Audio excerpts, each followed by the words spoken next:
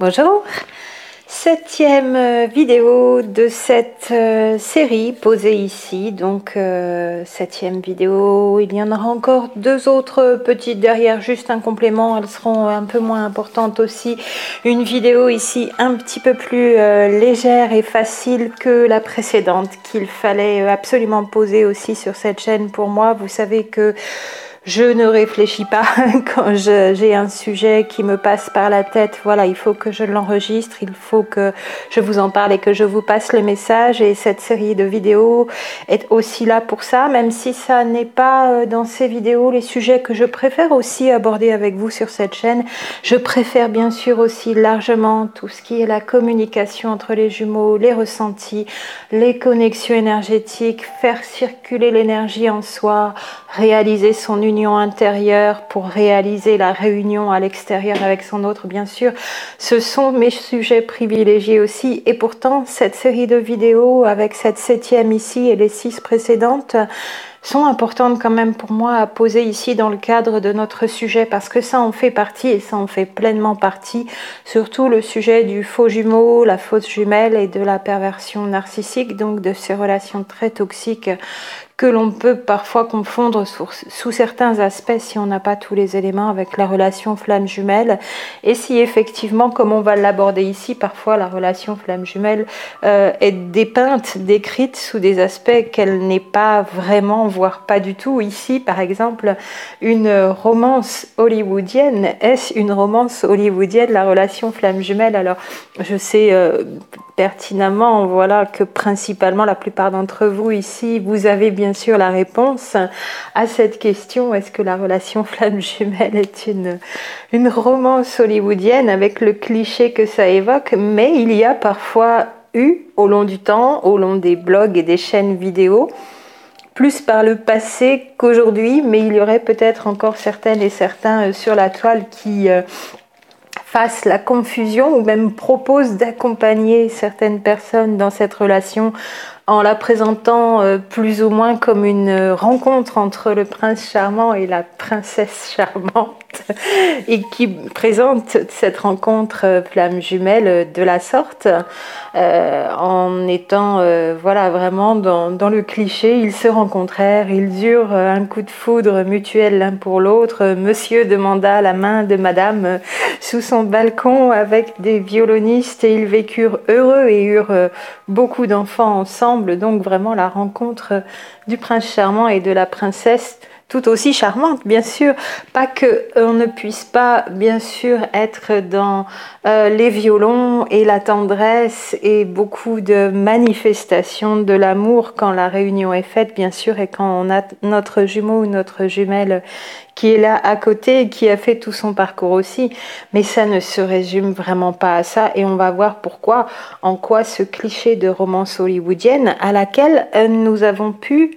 toutes, peut-être tous aussi, plus des femmes que des hommes, je ne sais pas, je pose la question, nous avons toutes pu y rêver, puisqu'on a été quelque part programmés depuis l'enfance avec cette image, ce cliché, ce conditionnement de la rencontre du prince charmant, de la princesse charmante, et de cette romance donc fortement affiché, étalé dans les films hollywoodiens, et puis certains d'autres pays bien sûr aussi. Il n'y a pas que Hollywood qui s'en est chargé, l'Inde aussi avec Bollywood, et autres encore qui nous font encore croire à ce conditionnement quand on est plus jeune. Et depuis tout petit, toute petite, nous sommes dans des sociétés occidentales qui nous ont fortement influencés, conditionnés avec cette croyance de la rencontre à l'autre qui ressemble à cette romance hollywoodienne. L'amour, c'est comme ça, et on va voilà, rencontrer celui qui va nous demander en mariage, ou celle qui va nous demander en mariage, et puis on va vivre ensemble, acheter une maison, une belle voiture, avoir des enfants et un chat, un chien, un poisson rouge, et payer gentiment nos impôts avec les gentils comptes en banque qu'on aura ouverts à droite à gauche pour nourrir les banquiers et ces familles d'élite qui tiennent le monde grâce à tout cet argent qu'on leur donne, grâce à nos gentils comptes en banque, avec nos gentilles épargnes et puis quelques investissements, gentils investissements en bourse aussi, en oubliant d'ailleurs que ces impôts que l'on paye gentiment payent une guerre en Syrie ou bien d'autres où nous n'aurions pas grand chose à y voir, nous Européens ici de loin, hein, on s'en occupe pas, alors que des médecins meurent pour sauver des vies avec des blessés à la pelle et des enfants. Je crois que j'ai dérapé, j'ai un petit peu glissé, mais voilà ce à quoi aussi ça peut amener comme inconscience, ces fausses croyances et jusqu'à ce cliché de la gentille famille gentiment rangée dans son petit pavillon de banlieue ou au mieux dans une grosse maison sans se soucier d'ailleurs de ce qui se passerait dans le monde extérieur et ailleurs de ce monde occidental où le capitalisme tue effectivement, on peut le dire quand même en passant et il faut absolument acheter le dernier iPhone avec tous ces composants en métaux rares qui continuent d'aller piller l'Afrique parce que la Chine tient le monde aussi avec ses composants. Voilà, je passe le message en même temps parce que ça fait partie de ces conditionnements et de ces clichés qui nous font fonctionner avec des comportements erronés et qui expliquent en partie dans nos fonctionnements inconscients préprogrammé depuis l'enfance ô combien le monde va mal parce qu'il y a plein de choses qu'on ne voit pas derrière ces programmations et derrière nos fonctionnements conditionnés programmés, y compris en amour où on ne se soucie pas du monde extérieur, on est dans sa petite bulle égotique et égoïste de sa petite famille nucléaire qui finit par ne plus être heureuse non plus parce qu'on peut y regarder de près. On peut l'analyser sous des regards socio-psychologiques, philosophiques. C'est un modèle qui ne marche pas, la famille nucléaire, et pour les enfants et pour les parents. Le métro, boulot, dodo, payer ses factures en ayant cru à cette jolie romance hollywoodienne, ça ne rend pas heureux et ça ne marche pas. Nous pouvons le voir aussi de manière beaucoup plus lucide comme ça. Dans cette romance hollywoodienne, pour la décrire quand même un petit peu, donc tout est tranquille, c'est idéal, c'est un amour idéalisé, parfait, mais dans le sens justement, tu m'aimes, je t'aime, on se marie, on fait des enfants, on a de l'argent, et encore, ça c'est le modèle idéal, parce que tu m'aimes, je t'aime, oui, on se marie, oui, on a de l'argent, c'est pas le cas de tout le monde, et ça devient fortement difficile aussi sans argent, cet amour, il prend une grande claque après. Et donc dans le modèle idéal, tout le monde vit dans le bonheur, un bonheur de façade, sans se poser de questions, en vivant inconsciemment quelque part, n'étant même pas allé à la recherche de qui l'on est vraiment, parce qu'on est tourné vers l'extérieur. Et cet amour aussi est un amour qui est tourné vers l'extérieur. C'est bien ça qui le caractérise, cet amour classique, style romance hollywoodienne dans le meilleur des cas, parce que c'est un amour aussi plein de conditions où c'est si et seulement si l'autre est comme ci ou comme ça, déjà pour commencer, donc s'il répond ou elle répond à certains critères physiques, sociaux, au niveau socio-professionnel aussi également, voilà, on l'a vu dans ce qu'était l'attirance physique et la différence entre attirance physique et attraction sexuelle. Alors c'est vrai que c'est une vidéo qui est restée en vidéo privée, je pense que vous avez toutes et tous reçu les liens dans ces dernières heures pour les personnes qui m'ont fait la demande de cette vidéo privée et pour toutes les autres personnes, bien sûr, si vous apprenez nouvellement qu'elles sont disponibles, ces 3 vidéos. Donc peur d'aimer, peur d'être aimé, différence entre attirance physique et attraction sexuelle.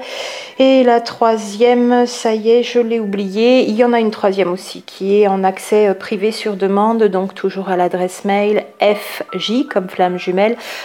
.cosmictwins cosmictwins@gmail.com pour faire la demande d'accès à ces vidéos privées. Mais voilà, on a vraiment ces critères avec ces conditions posées à l'autre dans cet amour classique, l'amour auquel on est programmé, auquel on croit, dans la définition que l'on nous a mis en tête, cette définition que l'on nous a mise en tête, pardon, depuis tout petit, toute petite, et qu'on n'a pas forcément remis en cause. Et on fonctionne avec ça quand on va chercher l'amour à l'extérieur, quand on va chercher un autre ou une autre à l'extérieur, avec ces conditions, cet amour conditionnel. Si tu ressembles à ce profil type de celui, celle qui me plaît, si tu as telle ou telle profession, tel revenu, telle voiture, telle religion, telle appartenance ethnique, tel pays de résidence, voire même, ou telle façon de parler, ou si tu fais de la musique, ou surtout si tu n'en fais pas, voilà tout un tas de critères prédéfinis, critères sociologiques et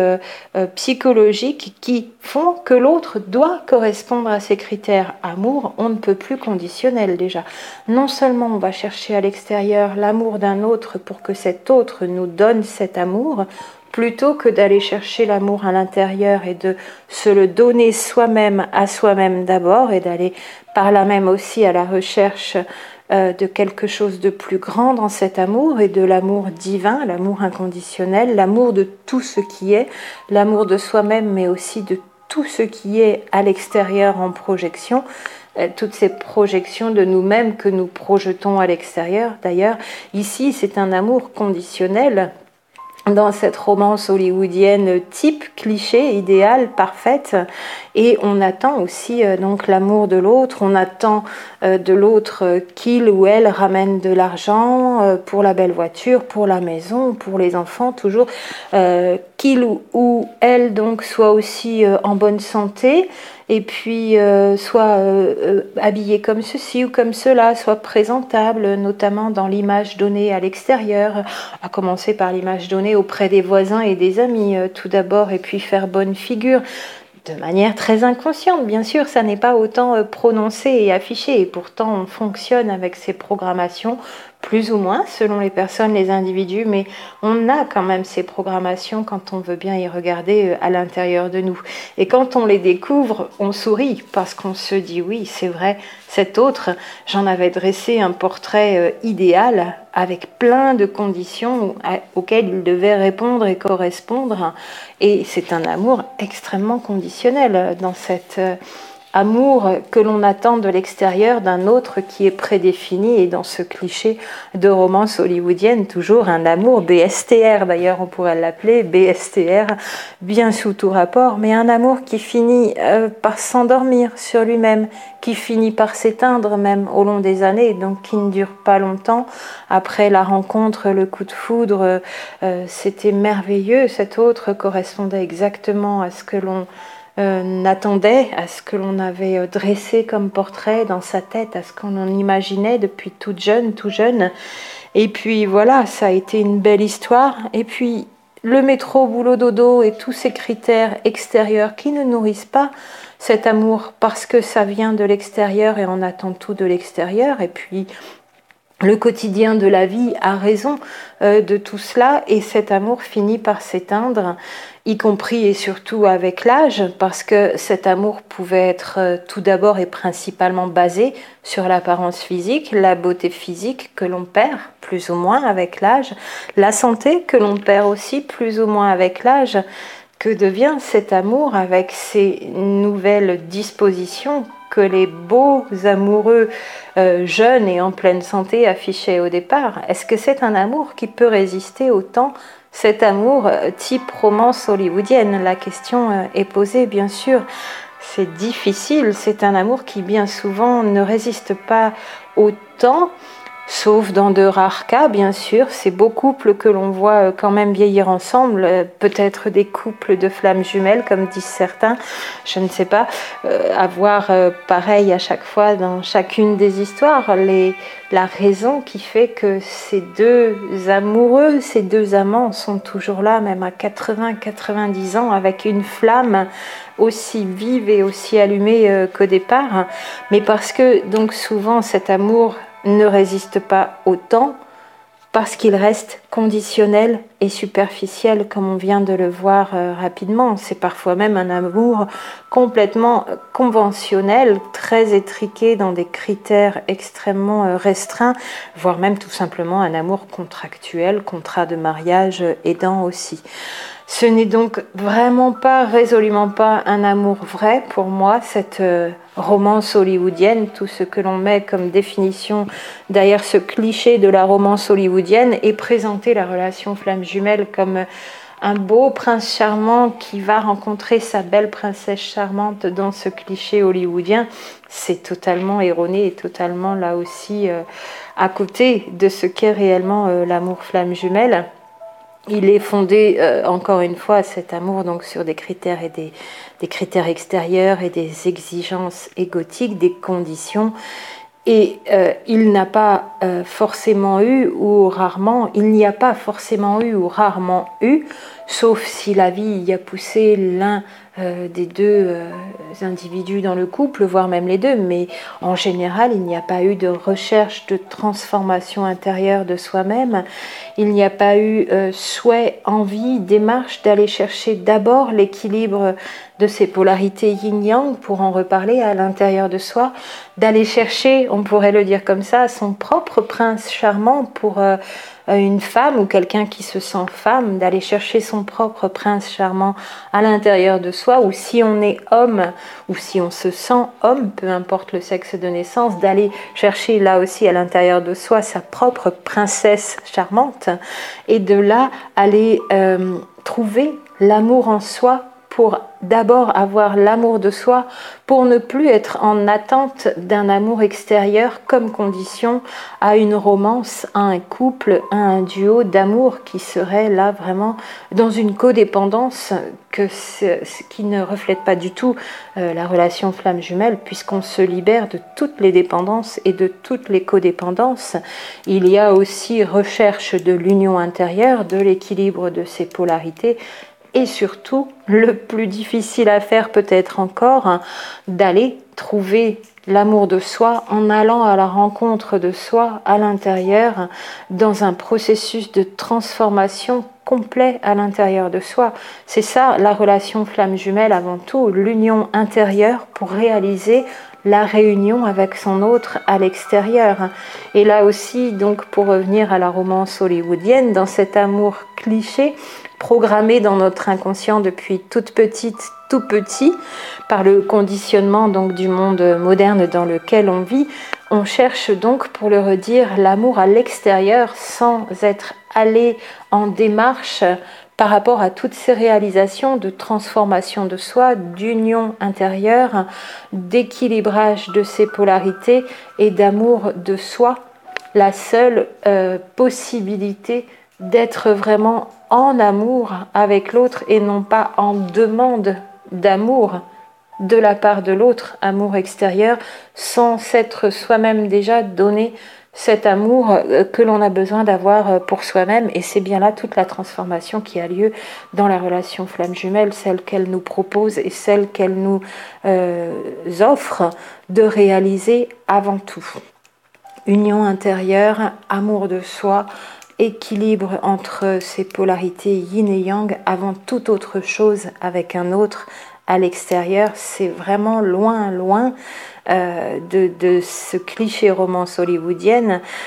S'il n'y a pas d'union intérieure, pas d'amour de soi réalisé, pas de complétude atteinte, pas forcément donc dans ce cas de reconnexion à son âme qui permet d'aller se reconnecter aussi à l'amour divin, alors on n'est vraiment pas, pour moi, dans ce processus et dans cette relation flamme jumelle. On est loin de cet amour infini et inconditionnel qui prend place dans toute cette transformation opérée par la rencontre avec cet autre dans le duo flamme jumelle.